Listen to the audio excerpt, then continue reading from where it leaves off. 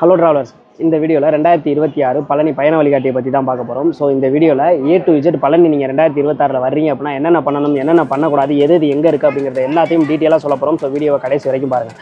அது மட்டும் இல்லாமல் நாங்கள் வந்து இப்போ தை மாதத்தில் தான் இங்கே பழனிக்கு வந்திருக்கோம். நீங்களும் தை மாதத்தில் வர்றீங்க அப்படின்னா சாமியை வந்து ரொம்ப எளிமையாக ரொம்ப சீக்கிரமே பார்க்கறதுக்கான ஒரு வழி இருக்குது. அது என்ன அப்படிங்கிறதையும் நான் வீடியோவில் சொல்கிறேன். அதே மாதிரி நீங்கள் தை பூசத்துக்கு நீங்கள் பழனிக்கு வர்றீங்க அப்படின்னா அப்போ வந்து நிறைய சேஞ்சஸ் இருக்கும். அந்த 3 நாள் பார்த்தீங்க அப்படின்னா நார்மலாக இருக்கிற பழனி மாதிரி இருக்காது. ஏன்னா கூட்டம் ரொம்ப அதிகமாக இருக்கிறதுனால நிறையா சேஞ்சஸ் இருக்கும். அதுவும் என்னென்ன அப்படிங்கிறத இங்கே இருக்க ஸ்டாஃபுக்கிட்டே நாங்கள் கேட்டு தெரிஞ்சுக்கிட்டோம். ஸோ அதை பற்றியும் டீட்டெயிலாக சொல்கிறோம். போன வருஷம் தைப்பூசத்துக்கு நாங்கள் வந்து சாமி கும்பிட்டுருந்தோம். ஸோ அங்கே அந்த வருஷம் வந்து எப்படி இருந்துச்சு அப்படிங்கிறதையும் இந்த வீடியோட கடைசியில், அதாவது 2026 தைப்பூசத்துக்கு பழனி எப்படி இருக்கும், நீங்கள் என்னென்ன பண்ணணும் அப்படிங்கிறதையும் இந்த வீடியோவில் கடைசியில் சொல்லிடுறோம். நாங்கள் உங்களுக்கு இன்ஃபர்மேஷன் கொடுக்கணும் அப்படிங்கிறதுக்காக நேரடியாகவே அந்த இடத்துக்கு ஸ்பாட்டுக்கே போய் அங்கே என்ன நிலவரங்கிறத தெரிஞ்சுக்கிட்டு அதுக்கப்புறம் தான் நாங்கள் வீடியோ போடுறோம். இதுக்காக நாங்கள் நிறையா செலவு பண்ணுறோம். உங்களிருந்து காசெல்லாம் எதுவுமே கேட்கல. தயவுசெய்து இந்த வீடியோக்கு ஒரு லைக்கை போட்டு மறக்காம நம்ம சேனலை சப்ஸ்கிரைப் பண்ணி வச்சுக்கோங்க. இப்போ வாங்க வீடியோக்குள்ளே போகலாம். ஃபஸ்ட்டு நீங்கள் டிரான்ஸ்போர்ட், நீங்கள் பழனிக்கு வர்றீங்க அப்படிங்கிற பட்சத்தில் டிரான்ஸ்போர்ட் ரொம்ப ரொம்ப இம்பார்ட்டன்ட். நீங்கள் கம்மி பட்ஜெட்டில் வரணும் அப்படின்னா ட்ரெயின் இல்லைனா பஸ்ஸை சூஸ் பண்ணுறது ரொம்ப ரொம்ப நல்லது. ரயில்வே ஸ்டேஷன்லேருந்து ஜஸ்ட் 2.5 கிலோமீட்டர்லேயே வந்து கோவில் இருக்குது. அதே மாதிரி நீங்கள் பஸ்ஸில் வர்றீங்க அப்படிங்கிறப்ப பஸ் ஸ்டாண்ட்லேருந்து ஜஸ்ட் 1.5 கிலோமீட்டர்லேயே கோயில் இருக்குது. நீங்கள் நடந்தே கூட உங்களால் கோவிலுக்கு வந்துட முடியும். நீங்கள் காரில் வர்றீங்க அப்படிங்கிற பட்சத்தில் கோயிலை சுற்றி நிறையா இடங்களில் ஃப்ரீ கார் பார்க் இருக்குது. நான் வந்து ஒரு ஃப்ரீ கார் பார்க்கில் தான் வந்து காரை நிப்பாட்டினேன். ஸோ அதோட லொக்கேஷனை டிஸ்கிரிப்ஷனில் கொடுக்குறேன், மறக்காமல் போய் பாருங்கள். அதுக்காக தான் நம்ம வீடியோ பாருங்கள் அப்படின்னு சொல்கிறது. எதனால் அப்படின்னு கேட்டிங்கன்னா, லாஸ்ட் இயர் வந்து இந்த கார் பார்க் கிடையாது. இந்த வருஷம் தான் இந்த கார் பார்க் வந்திருக்கு. அதுவும் ஃப்ரீ கார் பார்க். 2-3 இடத்துல கோயிலை சுற்றி ஃப்ரீ கார் பார்க் இருக்குது. இந்த இடம் இப்போ புதுசாக வந்திருக்க இடம் எங்கே அப்படின்னு பார்த்தீங்கன்னா, நான் லொக்கேஷன் டிஸ்கிரிப்ஷனில் கொடுக்குறேன், போய் பாருங்கள். இந்த கார் பார்க் பார்த்தீங்கன்னா முன்னாடி வந்து இந்த இடத்த ஆக்கிரமித்து வச்சுருந்தாங்க. கோயில் வந்து அதை வந்து கையகப்படுத்தி திருப்பி வந்து அதை எல்லாத்தையுமே இடிச்சுட்டு அந்த இடத்துல கார் பார்க் கொண்டு வந்திருக்காங்க. ஸோ வந்து இங்கே ₹1 கூட கட்டணம் வசூலிக்கிறது கிடையாது. ஆனால் கோயிலுக்குள்ளார வரையில் ₹70 வந்து காசு வசூல் பண்ணுறாங்க உள்ளார என்ட்ரி ஆகிறதுக்கு, என்ட்ரி ஃபீஸ் அப்படின்னு. ஆனால் கார் பார்க்கு ஃபீஸ் கிடையாது. அதே மாதிரி நீங்கள் காசு கொடுத்தும் நிறைய இடத்துல வந்து காரை நிப்பாட்டலாம். அது தனித்தனியாக வந்து ப்ரைவேட்னால ரன் பண்ணப்படுது. ஸோ உங்களுக்கு எங்கே வசதியோ அந்த இடத்துல காரை நிப்பாட்டிடுங்க. அடுத்ததாக பார்த்தீங்க அப்படின்னா ரூம்ஸு. நீங்கள் இங்கே வந்து தங்கி சாமி பார்த்துட்டு பொறுமையாக போகணும் அப்படின்னு நினச்சிங்கன்னா தாராளமாக ரூம் எடுத்து தங்கலாம். கோவிலை சுற்றி பார்த்தீங்க அப்படின்னா நிறையா ப்ரைவேட் ரூம்ஸ் இருக்குது. இதோட ஸ்டார்டிங் ப்ரைஸ் பார்த்தீங்க அப்படின்னா ரூம் வந்து 800லேருந்து 2000 4000 வரைக்குமே அவைலபிலிட்டி இருக்குது. நீங்கள் ஏசி ரூம்லாம் எடுத்திங்கன்னா 2800லேருந்து 4000 வரைக்கும் கூட ரூம்ஸ் இருக்குது. உங்களுக்கு எது வசதி அப்படிங்கிறத பார்த்து எடுத்துக்கோங்க. நீங்கள் தேவஸ்தானத்தால் ரன் பண்ணுற ரூம்ஸ் வந்து நீங்கள் எடுக்கணும் அப்படின்னு நினச்சிங்கன்னா அது எங்கே இருக்குது அப்படின்னு கேட்டிங்கன்னா, பஸ் ஸ்டாண்ட்லேருந்து நீங்கள் கோவிலுக்கு வர வழியிலேயே ஆட்டோ ஸ்டாண்ட் இருக்கும். இந்த ஆட்டோ ஸ்டாண்டுக்கு பக்கத்துலேயே நம்ம பழனி அப்படிங்கிற மாதிரி பெருசாக எழுதியிருக்கும். அந்த இடம் தான் பார்த்தீங்க அப்படின்னா தேவஸ்தானத்தால் அரேஞ்ச் பண்ணியிருக்க அக்கமடேஷன் ஃபெசிலிட்டிஸ். இங்கே வர்றதுனால உங்களுக்கு என்ன பெனிஃபிட் அப்படின்னு கேட்டிங்கன்னா, ரூம் வந்து ரொம்ப சேஃபாகவே இருக்குது அப்படின்ற மாதிரி சொல்லலாம். ப்ரைஸும் கொஞ்சம் கம்மியாக இருக்கும். தேவஸ்தானத்தில் ரூமோட ப்ரைஸ் பார்த்தீங்க அப்படின்னா ஜஸ்ட் 300லேருந்தே ஸ்டார்ட் ஆகுது. 2500 வரைக்குமே வந்து ஏசி நான் ஏசி அப்படிங்கிற மாதிரி நிறைய வெரைட்டி ரூம்ஸ் இருக்குது. அதில் உங்களுக்கு எது தேவைப்படுதோ அந்த மாதிரி நீங்கள் சூஸ் பண்ணி எடுத்துக்க முடியும். ஆனால் வெப்சைட்டில் நீங்கள் செக் பண்ணீங்க அப்படின்னா ப்ரைஸ் வந்து டிஃப்ரெண்ட்டாக காமிக்குது. ஒரு சில பேர் வந்து அங்கே வெப்சைட்டில் வந்து புக் பண்ண முடியல ரூம் அப்படிங்கிற மாதிரி சொல்கிறாங்க. நீங்கள் நேரில் வந்து புக் பண்ணிக்கலாம். இதில் பெரிய ப்ளஸ் என்ன அப்படின்னா, உள்ளரையே வந்துட்டு முடியெடுக்கிற இடமும் இருக்குது. அதே மாதிரி நீங்கள் தங்க ரதத்துக்கு பணம் கட்டுறது அப்படின்னாலும் அங்கேயே நீங்கள் கட்டிக்கலாம். தங்க ரதத்துக்கு பணம் ₹2000 வந்து சார்ஜ் பண்ணுறாங்க. ₹2000 நீங்கள் பணம் கட்டினீங்க அப்படின்னா 3 பேர் வரைக்கும் தங்க ரதம் இழுக்க முடியும். இப்போ நீங்கள் நல்லபடியாக பழனிக்கு வந்துட்டீங்க, ரூமும் போட்டிங்க, காரையும் பார்க் பண்ணிட்டீங்க, ஸ்டே பண்ணிட்டீங்க. அடுத்ததாக நீங்கள் கோயிலை சுற்றி பார்க்கணும். ப்ளஸ் வந்துட்டு முடி எடுக்கிற இடமா இருக்கட்டும், இல்லை செருப்பு வைக்கிற இடமா இருக்கட்டும், பொருட்கள் பாதுகாக்கிற இடமா இருக்கட்டும், இது எல்லாமே எங்கெங்கே இருக்குது அப்படிங்கிறத தெரிஞ்சுக்கணும். அதுக்கு முன்னாடி நீங்கள் ஒரு லேண்ட்மார்க்கை சூஸ் பண்ணிக்கோங்க. அது என்ன லேண்ட்மார்க் அப்படின்னு கேட்டிங்கன்னா, அந்த லேண்ட்மார்க்லேருந்து நீங்கள் எல்லாத்தையுமே 1 by 1 ஃபாலோ பண்ணிகிட்டே போனீங்கன்னா கரெக்டாக இருக்கும். அந்த லேண்ட்மார்க் என்ன அப்படின்னு கேட்டிங்கன்னா, பழனி என்ட்ரன்ஸில் எல்லா வீடியோலையுமே மோஸ்ட்லி காமிக்கிற பாத விநாயகர் கோவில். அந்த கோவிலை வந்து நீங்கள் லேண்ட்மார்க்கை சூஸ் பண்ணிக்கோங்க. ஓகேங்களா? பாத விநாயகர் கோவிலேருந்து உங்களோட வெப்சைட் போனீங்க அப்படின்னா ஃபஸ்ட்டு பொருட்கள் பாதுகாக்கிற இடம். அந்த இடத்துல வந்து உங்களோட பேக்கு, சூட்கேஸ் இதெல்லாம் வச்சுக்கலாம். சப்போஸ் நீங்கள் ரூம் எடுக்கல அப்படிங்கிற பட்சத்தில் பொருளை மட்டும் நீங்கள் அங்கே வச்சுட்டு நீங்கள் தாராளமாக சாமி பார்க்கறதுக்கு போகலாம். அந்த இடத்துல ஒரு பேக்குக்கு ₹20 அப்படிங்கிற மாதிரி சார்ஜ் பண்ணுவாங்க. அதுக்கு அடுத்தது பார்த்தீங்க அப்படின்னா செல்ஃபோன் வைக்கிற இடம். நீங்கள் கண்டிப்பாக மலைக்கு செல்ஃபோன் வந்து சாமி கும்பிடையில் எடுத்துகிட்டு போகக்கூடாது. அப்படி மேலே போய் நீங்கள் எடுத்துகிட்டு போய் பிடிச்சாங்க அப்படின்னா ₹1000 வரைக்கும் உங்களுக்கு ஃபைன் பண்ணுவாங்க. உங்கள் செல்லை வந்து பறிமுதல் பண்ணி வச்சுக்கிறதுக்கான வாய்ப்புகள் இருக்குது. அதனால் தயவுசெய்து எடுத்துகிட்டு போகாதீங்க. செல்ஃபோனை வந்து அந்த இடத்துல வச்சுட்டு போயிடணும். ஒரு செல்ஃபோனுக்கு ₹5 சார்ஜ் பண்ணுவாங்க. நீங்கள் எத்தனை செல்ஃபோன் எடுத்துகிட்டு போகிறீங்களோ அதுக்கு தகுந்த மாதிரி அமௌண்ட் மாறும். ஒரு செல்ஃபோனுக்கு மட்டும்தான் ₹5 வாங்குவாங்க. நீங்கள் செல்ஃபோனை கொண்டு போய் கொடுத்தீங்க அப்படின்னா உங்களை ஃபோட்டோ எடுத்துக்குவாங்க. ஃபோட்டோ எடுத்துகிட்டு ஃபோன் நம்பர் கேட்பாங்க. அந்த ஃபோன் நம்பர் நீங்கள் சொன்னீங்க அப்படின்னா அதுக்கு அவங்க ஒரு ரெசிப்ட் கொடுப்பாங்க. அந்த ரெசிப்ட்டை ரொம்ப பத்திரமா வச்சுக்கோங்க. ஏன்னா நீங்கள் அந்த ரெசிப்ட்டை திருப்பி கொடுத்தா உங்களுக்கு ஃபோனை தருவாங்க. திருப்பி நீங்கள் மலை ஏறி சாமி கும்பிட்டுட்டு திருப்பி இறங்கி வந்து அந்த செல்ஃபோனை திருப்பி வாங்கணும் அப்படின்னா அந்த ரெசிப்ட் ரொம்ப ரொம்ப இம்பார்ட்டன்ட். ஓகேங்களா? அடுத்ததாக பார்த்தீங்கன்னா நீங்கள் எல்லாருமே கண்டிப்பாக தெரிஞ்சுக்க வேண்டிய இடம் என்ன அப்படின்னு கேட்டிங்கன்னா, போலீஸ் ஸ்டேஷனு. மலை அடிவாரத்தில் வந்துட்டு இந்த செல்ஃபோன் பாதுகாக்கிற இடத்துக்கு பக்கத்துலேயே வந்துட்டு மலை அடிவாரத்தில் இருக்க போலீஸ் ஸ்டேஷன் இருக்குது. உங்களுக்கு ஏதாவது பொருள் மிஸ் ஆயிடுச்சு அப்படின்னாவோ, இல்லை ஏதாவது நீங்கள் கம்ப்ளைண்ட் கொடுக்கணும் அப்படின்னாவோ இங்கே வந்துட்டு இந்த போலீஸ் ஸ்டேஷனில் நீங்கள் கம்ப்ளைண்ட் கொடுத்துக்கலாம். அதே மாதிரி மலை மேலேயுமே ஒரு போலீஸ் ஸ்டேஷன் இருக்குது. அங்கேயும் நீங்கள் கம்ப்ளைண்ட் பண்ணுறது, மலை மேலே ஏதாவது உங்களுக்கு ப்ராப்ளம் அப்படின்னா தாராளமாக அந்த போலீஸ் ஸ்டேஷனில் கம்ப்ளைண்ட் பண்ணலாம். அது எந்த இடத்துல இருக்குது அப்படின்னா, மலை மேலே தங்குறதம் இருக்குது பார்த்தீங்களா, அந்த அறை இருக்குது பார்த்தீங்களா, அந்த அறைக்கு பக்கத்தில் போலீஸ் ஸ்டேஷன் அறை இருக்கும்.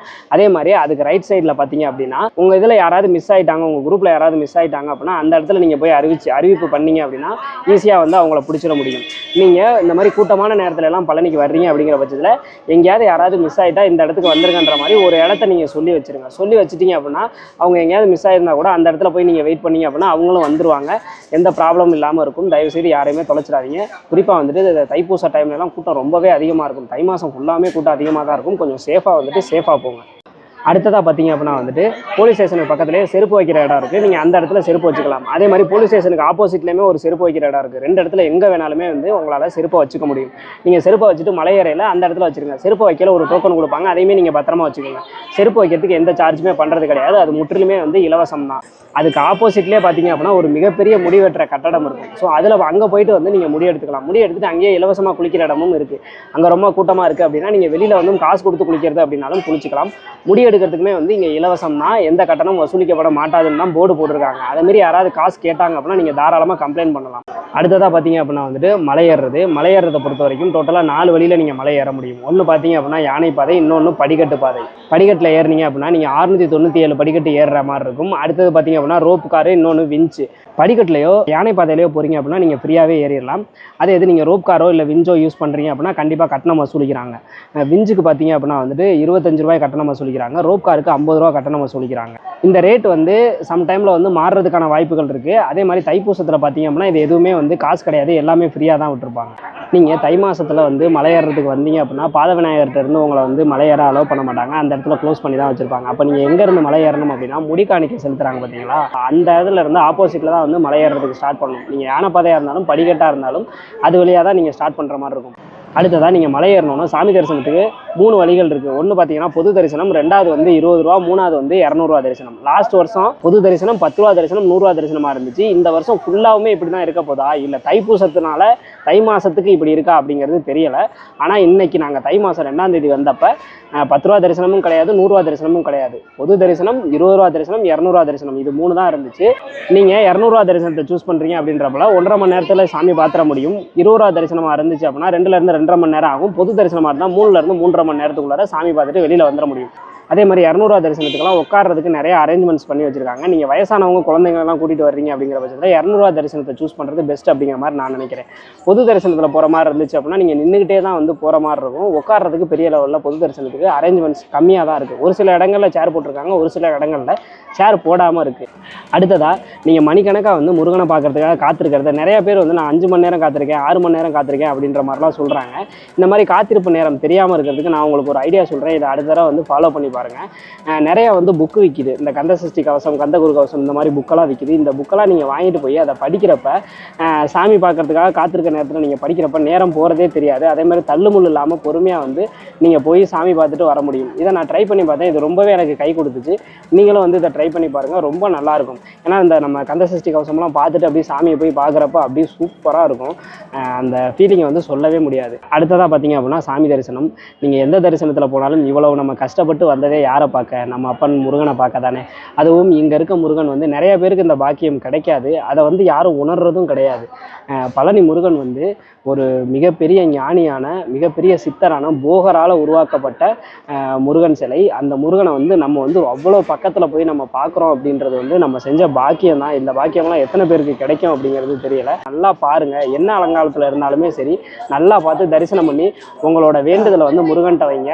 200% உங்களோட வேண்டுதல் வந்து பலிக்கும் அப்படிங்கிறதுக்கு நிறையா சாட்சிகள் வந்து பழனியை சுற்றியுமே இருக்குது. அடுத்தது நீங்கள் சாமி பார்த்துட்டு வெளியில் வந்த உடனே வந்து கடை நீங்கள் வெளியில் ஓடிடாதீங்க. நீங்கள் வெளியே வந்தோன்னா ஃபஸ்ட்டு வந்து கோபுரத்தை பார்த்து நீங்கள் தரிசனம் பண்ணுங்கள். இதை பற்றி என் தங்கச்சி வந்து ரொம்ப டீட்டெயிலாக எனக்கு சொன்னாங்க. அதாவது இங்கே இருக்கிற முருகனை வந்து நிறைய பேர் வந்து குழந்தையாக பார்க்குறதாகவும், இங்கே வந்து முருகன் வந்து நிறைய பேருக்கு குழந்தை வடிவில் காட்சி தரதாகவும் சொல்கிறாங்க. அப்படி இருக்கப்போ நீங்கள் அந்த கோபுரத்தை பார்த்து கும்பிட்றப்ப அந்த முருகனையே பார்த்து கும்பிட்ட ஃபீலிங் வந்து உங்களுக்கு கிடைக்கும். அதனால அந்த தங்க கோபுரத்தை பார்த்து ஒரு 5 செகண்டாவது நின்று நல்லா சாமி கும்பிடுங்க. அடுத்ததான் நீங்கள் வெளியே வந்தோன்னா உங்களோட ரைட் சைடில் போகர் சித்தரோட சமாதி இருக்கும். அந்த இடத்துல எப்பயுமே ரொம்ப கூட்டமாக இருக்க மாதிரி இருக்கும். ஆனால் அப்படி கிடையவே கிடையாது. அந்த இடத்துல ஏன் அவ்வளோ கூட்டமாக இருக்குது அப்படின்னு கேட்டிங்கன்னா, உள்ளார வந்து ரொம்ப சின்ன இடமா இருக்கும். அதனால அந்த இடத்துல கூட்டமாக இருக்க மாதிரி தெரியும். நீங்கள் ஆனால் அந்த இடத்துல மட்டும் கொஞ்சம் சமாளித்து போயிட்டீங்க அப்படின்னா உள்ளார ரொம்பலாம் கூட்டம் இருக்காது. ரொம்ப சீக்கிரமே நீங்கள் போகர் சித்தரோட ஜீவ சமாதியை பார்த்துட்டு வெளியில் வந்துட முடியும். ஜீவ சமாதியை பார்க்குறப்ப மேலே வந்து பார்த்தீங்க அப்படின்னா மரகத லிங்கம் இருக்கும். அந்த லிங்கத்தை வந்து சாமி கும்பிடுங்க. சாமி கும்பிட்டுட்டு, ஆனால் போகர் சமாதி அந்த இடத்துல கிடையாது. நிறைய பேருக்கு இந்த விஷயம் தெரியவே மாட்டேங்குது. அப்போ எங்கடா போகர் சமாதி இருக்குது அப்படின்னா, நானுமே அந்த இடத்துல பார்த்துருக்கேன். எல்லாருமே மேலே பார்த்து அந்த மரகத லிங்கத்தை தான் கும்பிட்றாங்க. ஆனால் அந்த இடத்துல போகர் சமாதி கிடையாது. கீழே பார்த்தீங்க அப்படின்னா ஒரு சின்ன விளக்கு தரையில் வச்சுருப்பாங்க. அந்த இடத்துல ஒரு சின்ன ஓட்டை மாதிரி இருக்கும். அதுக்குள்ளே தான் போகரோட ஜீவ சமாதி வந்து இருக்குது. ஸோ அந்த இடத்துல கீழேயும் பார்த்து கும்பிடுங்க. மேலே மரகத லிங்கத்தையும் கும்பிட்டுட்டு கீழே பார்த்து போகரையும் கும்பிட்டுட்டு அதுக்கப்புறமேட்டு வெளியில் வாங்க. போகர் சமாதியை பார்த்துட்டு நீங்கள் வெளியே வந்தோன்னா திருப்பி உடனே வெளியில் வந்துடாதீங்க. என் தங்கச்சி என்கிட்ட ஒரு விஷயம் சொன்னுச்சு. அது என்ன அப்படின்னு கேட்டிங்கன்னா, பழனிக்கு முதல்ல காவடி எடுத்துகிட்டு வந்தார் ஒருத்தர். அவரோட காவடி வந்து இன்னுமே அங்கே இருக்குது அப்படிங்கிற மாதிரி என் தங்கச்சி சொல்லிச்சு. நான் அதை தேடி பார்த்தேன். எனக்கு வந்து அது எங்கே இருக்குதுன்னு தெரியல. ஆனால் நான் வெளியில் வந்து ஒரு பூசாரிகிட்ட கேட்டப்போ அது போகர்கிட்டே தான் இருக்குது அப்படிங்கிற மாதிரி சொன்னார். ஆனால் நான் அந்த இடத்துல எனக்கு எந்த காவடியை பார்த்த மாதிரி ஞாபகம் இல்லை. நீங்கள் அந்த காவடியை பார்த்துருந்தீங்க அப்படின்னா கமெண்ட் செக்ஷனில் சொல்லுங்கள். அந்த காவடியும் பார்த்து முதல்ல பழனிக்கு வந்த காவடி அப்படின்னா எவ்வளோ பெரிய விஷயம் இல்லை. ஸோ அந்த காவடியை நீங்கள் கும்பிட்டுட்டு அதுக்கப்புறமேட்டு நீங்கள் வெளியில் வாங்க. சாமி தரிசனத்தை முடிச்சு நீங்கள் வெளியில் வந்தீங்க அப்படின்னா ஓய்வெடுக்கிற மண்டபம் இருக்கும். நீங்கள் அங்கே படுத்து ஓய்வெடுக்கிறது அப்படின்னாலோ இல்லை உட்காந்து ஓய்வெடுக்கிறது அப்படின்னாலோ கொஞ்ச நாள் ஓய்வெடுக்கலாம். ஆனால் வந்து திருவிழா டைம்லலாம் அந்த இடத்துல உட்கார முடியாது. நார்மல் டேஸ்லாம் இங்கே ஓய்வெடுக்கலாம். அந்த மண்டபத்திலே முன்னாடி பார்த்தீங்க அப்படின்னா குழந்தைங்களுக்கு இலவசமாக வந்து பால் கொடுத்துக்கிட்டு இருப்பாங்க. நீங்கள் குழந்தைங்க வச்சுருந்தீங்க அப்படின்னா அந்த பாலை வாங்கி உங்கள் குழந்தைங்களுக்கு கொடுக்க முடியும். முன்னாடியெல்லாம் பார்த்தீங்க அப்படின்னா 2025 இலவசமாக பஞ்சாமிர்தம் மட்டும்தான் கொடுத்துக்கிட்டு இருந்தாங்க. இந்த 2026 புதுசாக வந்துட்டு இலவச பிரசாதம்னு அறிமுகப்படுத்தியிருக்காங்க. அதில் பார்த்தீங்க அப்படின்னா தக்காளி சாதம் வச்சு கூட்டு பொரியல் அந்த மாதிரி வச்சு கொடுக்குறாங்க. அது இல்லாமல் பக்கத்தில் இலவச அன்னதானமும் நார்மலாக நடந்துக்கிட்டே இருக்குது. இந்த இலவச பிரசாதம் இந்த வருஷம் தான் புதுசாக ஸ்டார்ட் பண்ணியிருக்காங்க. அதுக்கு அறநிலையத்துறைக்கு ஒரு மிகப்பெரிய நன்றி. இந்த இலவச பிரசாதம் டைமிங் பார்த்தீங்க அப்படின்னா காலையில் 10 மணிலேருந்து 6 மணி வரைக்கும் கொடுத்துக்கிட்டு இருக்காங்க. எனக்கு பிரசாதம்லாம் பார்த்தாது எனக்கு ஒரு ஃபுல் மீல்ஸ் நல்லா சாப்பிட்ணும், அதுவும் இல்லாமல் முருகனோட அன்னதானத்தை நான் சாப்பிட்டே ஆகணும்னு நினைக்கிறவங்களுக்கு காலையில் 8 மணிலேருந்தே அன்னதானம் ரெகுலராக நடந்துக்கிட்டே இருக்கும். ஸோ நீங்கள் அதை யூஸ் பண்ணிக்கிறது அப்படின்னாலும் தாராளமாக யூஸ் பண்ணிக்கலாம். அதுக்கு கியூ இருக்க தான் செய்யும். ஆனால் அதிகபட்சம் ஒரு 1/2 hour 1 hour வெயிட் பண்ணிங்க அப்படின்னாலே ஒரு சூப்பரான சாப்பாடை நீங்கள் சாப்பிட முடியும். ஒரு சில பேர் வந்துட்டு பார்த்தீங்க அப்படின்னா என்னால் ஐயா கூட்டத்தில் என்ன நின்றுலாம் சாப்பிட முடியாது, ஆனால் பயங்கரமாக பசிக்குது, அதுக்கு என்ன வழி அப்படின்னு கேட்டிங்கன்னா, மலை ஏறுற என்ட்ரன்ஸ்லையும் சரி, நீங்கள் வெளியாகிற இடத்துலையும் சரி, சாமி கும்பிட்டு வெளியாகுவீங்கல்ல அந்த இடத்துலையும் சரி, 2 இடத்துலையுமே வந்து சாப்பாடு வந்து தருவாங்க. அது பார்த்தீங்க அப்படின்னா சார்ஜபிள். அதாவது புளியோதரை, பொங்கல் இதெல்லாம் வந்து கொடுப்பாங்க. ரொம்ப சூப்பராகவே இருக்கும். நான் ரெகுலராக அங்கே கண்டிப்பாக ஒரு பொட்டலமாவது வாங்கி சாப்பிட்ருவேன். ஒரு பொட்டலை வந்து 15 ரூபா தான். புளியோதரை பொங்கல் ரொம்ப டேஸ்ட்டாக இருக்கும். நீங்கள் அதை வாங்கி சாப்பிட்டீங்க, 2-3 வாங்கி சாப்பிட்டீங்கன்னா வயிறு ரொம்பிடும். நீங்கள் அன்னதானம்லாம் சாப்பிட உங்களுக்கு டைம் இல்லை அப்படின்னா அது உடனே வாங்கி நீங்கள் உடனே சாப்பிட்டு அந்த இடத்துல தண்ணி இருக்கும், நீங்கள் கை கழுவிட்டு நீங்கள் உடனே மலையில இருந்து இறங்கிடலாம். அடுத்ததாக தங்கரதத்துக்கு பக்கத்துலேயே தங்க தொட்டில் இருக்கும். 2 வயசுக்கு கீழே இருக்க குழந்தைங்களுக்கு வந்து அந்த தங்க தொட்டில யூஸ் பண்ணிக்கலாம். உங்கள் குழந்தைய வந்து அந்த தங்க தொட்டிலில் போட முடியும். அதுக்கு வந்து 300 ரூபா சார்ஜ் பண்ணுறாங்க. அடுத்ததாக பார்த்தீங்கன்னா தங்கத்தேர். குழந்தை இல்லாதவங்க தங்கத்தேர் இழுத்தீங்க அப்படின்னா கண்டிப்பாக உங்களுக்கு குழந்தை பாக்கியம் கிடைக்கும். இந்த தங்கத்தேரை கொடுத்தவருக்கே வந்து குழந்தை இல்லாமல் முருகன்கிட்ட வேண்டிக்கிட்டு குழந்தை கிடைச்சதுனால தான் அந்த தங்கத்தேரை அவர் செஞ்சு கொடுத்துருக்காரு. ஸோ அப்படி இருக்கிறப்ப இந்த தங்கத்தேரை இழுத்தீங்கன்னா கண்டிப்பாக உங்களுக்கு குழந்தை பிறக்கும். தங்கத்தேர் இழுக்கிறதுக்கு 2000 ரூபா சார்ஜ் பண்ணுறாங்க. அந்த 2000 ரூபாய்க்கு 3 பேர் வந்து தங்கத்தேரை இழுக்க முடியும். தங்கத்தேரோட டைமிங் பார்த்தீங்க அப்படின்னா இழுக்கிறதுக்கு நீங்கள் முன்னாடியே பணம் கட்டிடணும். கட்டிட்டீங்க அப்படின்னா 6 to 7 மணிக்கு வந்து தங்கத்தேர் இழுப்பாங்க. உங்களுக்கு குழந்தை பாக்கியம் வேணும் அப்படின்னா நீங்கள் தங்கத்தேர் இழுத்து பாருங்கள். முருகன் கண்டிப்பாக உங்களுக்கு குழந்தையா வந்து பிறக்கிறதுக்கு வாய்ப்புகள் ரொம்ப அதிகமாக இருக்குது. அடுத்ததாக பார்த்தீங்க அப்படின்னா நீங்கள் கீழே இறங்குறதுக்கு விஞ்சோ இல்லை ரோப் காரோ இல்லை படிக்கட்டையோ யூஸ் பண்ணிக்கலாம். நீங்கள் விஞ்சு ரோப் கார் யூஸ் பண்ணுறீங்க அப்படின்றப்ப முடிஞ்ச வரைக்கும் நீங்கள் வெயிட்டிங் டைம் எவ்வளோ நேரம் அப்படின்ற மாதிரி கேட்டுருங்க. ஏன்னா நீங்கள் படிக்கட்டில் இறங்குறதுக்கே 1/2 மணி நேரம் தான் ஆகுது அப்படின்னா வெயிட்டிங் வந்து 4 hour 5 hours கூட சம் டைம் விஞ்சு ரோப் கார்லாம் ஆகுது. அதனால் அதோட வெயிட்டிங் டைம் என்ன அப்படிங்கிறத கேட்டுக்கோங்க. அடுத்தது விஞ்ச் ரோப் காரோட டைமிங் என்ன அப்படிங்கிறத நான் டிஸ்கிரிப்ஷனில் கொடுக்குறேன், மறக்காமல் போய் செக் பண்ணிக்கோங்க. அடுத்தது பழனிக்கு வந்துட்டீங்க, பஞ்சாமிர்தம் வாங்காமல் எப்படி? பழனிக்கு வந்தாச்சு, முருகரை பார்த்தாச்சு, அடுத்து பஞ்சாமிர்தம் தானே. பஞ்சாமிர்தம் வந்து நீங்கள் ஃபஸ்ட்டு இலவசமாக வாங்குறதுக்கு பார்த்தீங்க அப்படின்னா நம்ம மண்டபத்துக்கு பக்கத்துலேயே வந்துட்டு இலவசமாக தர்றாங்க. அதுவும் பார்த்தீங்க அப்படின்னா இப்போ புதுசாக ஒரு மிஷின்லாம் வச்சுருக்காங்க. அவர் அந்த அந்த தொன்னை தானே அது பேர், தொன்னையை வைக்கிறாரு, அப்படி கிருன்னு சுற்றுது, கொஞ்சோண்டு ஊற்றுது, திருப்பி எடுத்துடுறாரு. அது மாதிரி அப்படி 2 சைட்லேயும் வச்சு எடுக்கிறாரு. அந்த தொன்னையில் வந்து பஞ்சாமிர்தம், இலவச பஞ்சாமிர்தம் இருக்குது, சூப்பராக இருக்குது, நல்லா டேஸ்ட்டாக இருக்குது. பஞ்சாமிர்தம் பார்த்தீங்க அப்படின்னா நீங்கள் வாங்கணும்னு நினச்சா ஸ்டார்டிங் ப்ரைஸ் 20 ரூபாயிலேருந்து பஞ்சாமிர்த டப்பா ஸ்டார்ட் ஆகுது. ஸோ உங்களுக்கு எதில் வேணுமோ நீங்கள் கோயில் மேலேயும் வாங்கிக்கலாம், இல்லை கீழே வந்து வாங்குறது அப்படின்னாலும் பஞ்சாமிர்தம் வாங்கிக்கலாம். அடுத்ததான் நீங்கள் கீழே வந்தீங்க அப்படின்னா நீங்கள் இறங்குறீங்கல்ல, கண்டிப்பாக நீங்கள் இறங்கி வரையில மேலே ஏறையில் அந்த முடியெடுக்கிற இடத்துக்கு ஆப்போசிட்டில் தான் ஏறுவீங்க. ஆனால் கீழே இறங்கியில் பார்த்தீங்க அப்படின்னா பாத விநாயகர்கிட்ட தான் நீங்கள் இறங்கி வெளியில் வருவீங்க. இறங்கி வந்தீங்கன்னா அப்படியே நேராக போனீங்க அப்படின்னா நேராக எங்கே போவீங்க அப்படின்னா முருகனோட 3ஆம் படை வீடான திருவாவினங்குடி தான் போவீங்க. ஸோ திருவாவினங்குடியில் சாமி கும்பிட்டுட்டு அப்படியே கிளம்பலாம். நீங்கள் முறைப்படி சாமி கும்பிடணும் அப்படின்னா ஃபஸ்ட்டு நீங்கள் என்ன பண்ணணும் அப்படின்னா திருவாவினங்குடியில் சாமி கும்பிடணும். அடுத்தது இடும்பரை கும்பிடணும். அதுக்கப்புறமேட்டு பாத விநாயகரை கும்பிட்டுட்டு அதுக்கப்புறம் மலை ஏறி நீங்கள் சாமி கும்பிடணும். நீங்கள் ரோப் காரோ இல்லை விஞ்சிலையோ நீங்கள் ஏறணும்னு நினச்சிங்க அப்படின்னா பாத விநாயகர் கோயிலேருந்து ரொம்ப தூரம் நடக்கிற மாதிரி இருக்கும். தயவுசெய்து நீங்கள் நடக்க வேணாம். நம்ம இப்போ மலை ஏறுறதுக்கு, முடிக்காணிக்க செலுத்துறதுக்கு, செருப்பு வைக்கிறதுக்கு எல்லாத்துக்குமே வந்துட்டு உங்களோட லெஃப்ட் சைடில் நீங்கள் போனீங்க. இதுக்கு வந்துட்டு நீங்கள் ரைட் சைடில் போகிற மாதிரி இருக்கும். அதுவும் ரொம்ப தூரம் நடக்கிற மாதிரி இருக்கும். நீங்கள் நடக்க வேணாம். கோவில் நிர்வாகத்தால் இயக்கப்படுற நிறைய இவி வெஹிக்கிள்ஸ் இருக்குது. ஸோ இதில் வந்து நீங்கள் ஏறினீங்க அப்படின்னா விஞ்சுக்கோ இல்லை ரோப் காருக்கோ வந்து உங்களை அவங்களே கொண்டு போய் விட்டுருவாங்க. அதே மாதிரி நீங்கள் மலையிலேருந்து கீழே இறங்குறப்பையும் ரோப் கார்லேயே விஞ்சிலேயே இறங்குனீங்க அப்படின்னா பாத விநாயகர் கோயிலுக்கு வந்து தான் நீங்கள் எங்கே போகிறதுனாலும் போகிற மாதிரி இருக்கும். அப்படி இருக்கிறப்ப நீங்கள் அங்கேருந்து, அதாவது ரோப்பில் இருந்தோ இல்லை விஞ்சில் இருந்தோ பாத விநாயகர் கோயிலுக்கு இந்த இவி வெஹிக்கிள் மூலமாகவே வந்துடலாம். நடந்தீங்க அப்படின்னா ரொம்ப தூரம் நடக்கிற மாதிரி இருக்கும். முடியாதவங்களாம் இந்த வெஹிக்கிளை நீங்கள் யூஸ் பண்ணிக்க முடியும். இது வந்து ஃபுல்லாகவே ஃப்ரீ தான். ஸோ நீங்கள் வந்து இறங்குறீங்க அப்படிங்கிற பட்சத்தில் ஃபஸ்ட்டு வந்து உங்கள் ஃபோனை கலெக்ட் பண்ணிக்கோங்க. அடுத்தது செருப்பை எடுத்துக்கோங்க. ஃபோனை வந்து யார் வந்து கொடுத்தாங்களோ அவங்க தான் கலெக்ட் பண்ணணும். ஸோ அவங்களே அனுப்பி ஃபோனை கலெக்ட் பண்ண சொல்லிடுங்க. அடுத்தது செருப்பு எடுத்துக்கோங்க. செருப்பு எடுத்துக்கிட்டு நீங்கள் ரூமுக்கோ கார் பார்க்குக்கோ போயிருங்க. இப்போ நான் சொன்னது பார்த்தீங்க அப்படின்னா 2026 நீங்கள் எப்போ வந்தாலுமே பழனிக்கு இதுதான் ரூல்ஸ். இதை கரெக்டாக நீங்கள் ஃபாலோ பண்ணீங்க அப்படின்னா நல்லபடியாக சாமி பார்த்துட்டு நல்லபடியாக போயிட முடியும். ஆனால் தைப்பூசத்து அன்னைக்கும் அதுக்கு முத நாளும் அதுக்கு அடுத்த நாளும் பார்த்தீங்க அப்படின்னா இது எல்லாமே டோட்டலாக டிஃப்ரெண்ட்டாக இருக்கும். ஏன்னா தைப்பூசம் அப்படின்னாவே மற்ற கோயில்களில் கொண்டாடுறத விட பழனியில் தான் பயங்கர கொண்டாட்டமாக இருக்கும். ஏன் நாங்களே மாலை போட்டிருக்கிறது தைப்பூசத்துக்கு நடந்து வர்றதுக்காக தான் மாலை போட்டிருக்கோம். அப்போ ஏன்டா இப்போ வந்து அப்படின்னு கேட்டிங்கன்னா உங்களுக்காக தாங்க வந்தோம். உங்களுக்கு பழனியில் என்ன டீட்டெயில்ஸு என்னென்ன இருக்குங்கிறத 2026 டீட்டெயிலாக சொல்லணும் அப்படிங்கிறதுக்காக தான் இவ்வளோ செலவு பண்ணி வந்திருக்கோம். ஸோ தயவுசெய்து இந்த வீடியோக்கு ஒரு லைக்கை போட்டு சப்ஸ்கிரைப் பண்ணியிருக்கேன். தைப்பூசத்துக்கு இப்போ எப்படி இருக்கும் அப்படிங்கிற மாதிரி பார்த்துருவோம். நான் வந்து ரொம்ப ஸ்ட்ரிக்டாக சொல்கிறேன். போன வருஷம் வந்து அனுபவப்பட்டேன் அப்படின்றதுனால சொல்கிறேன்.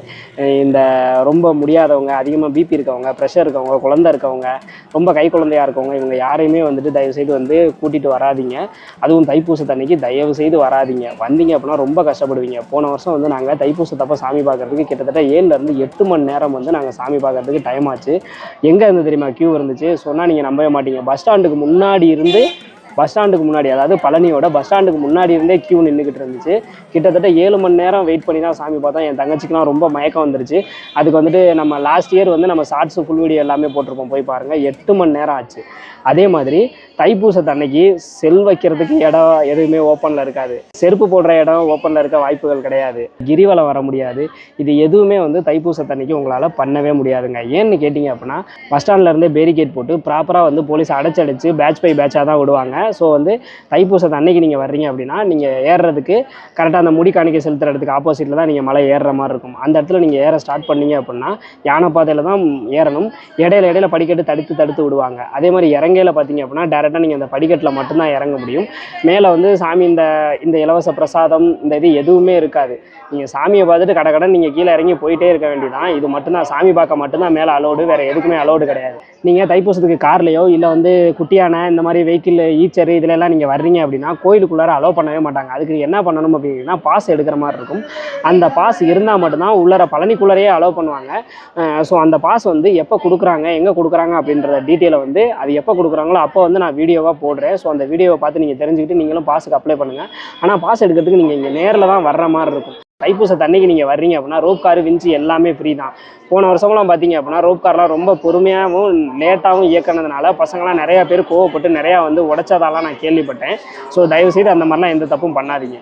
அதே மாதிரி தைப்பூசத்துக்குலாம் வந்து நீங்கள் ரூம் புக் பண்ணணும் அப்படின்னு நினச்சிங்கன்னா முன்னாடியே புக் பண்ணிடுங்க. இல்லைனா ரூம் கிடைக்கிறது ரொம்பவே சிரமமாயிரும். ஓகேங்களா? ஸோ இது மட்டும் கிடையாது. தைப்பூசத்துக்கு நாங்கள் திருப்பி பழனிக்கு பாத யாத்திரையை 5 நாள் நானும் என் தங்கச்சியும் நடந்து வர போகிறோம். லாஸ்ட் வருஷம் எங்களோட தைப்பூச வீடியோவை நீங்கள் பார்த்துருக்கீங்களா அப்படிங்கிறத கமெண்ட் செக்ஷனில் சொல்லுங்கள். ஸோ இந்த வருஷமும் தைப்பூசத்துக்கு டெய்லி நாங்கள் தைப்பூசத்தில் வந்து எங்களோட அப்டேட் எல்லாத்தையுமே நாங்கள் ரெகுலராக உங்களுக்கு கொடுத்துக்கிட்டே இருக்க போகிறோம். உங்களோட ஆதரவையும் அன்பையும் ரெகுலராக எங்களுக்கு கொடுத்துக்கிட்டே இருங்க. இந்த மாதிரியான யூஸ்ஃபுல்லான இன்ஃபர்மேஷனுக்கு மறக்காமல் எங்கள் சேனலை வந்து சப்ஸ்கிரைப் பண்ணி வச்சுக்கோங்க.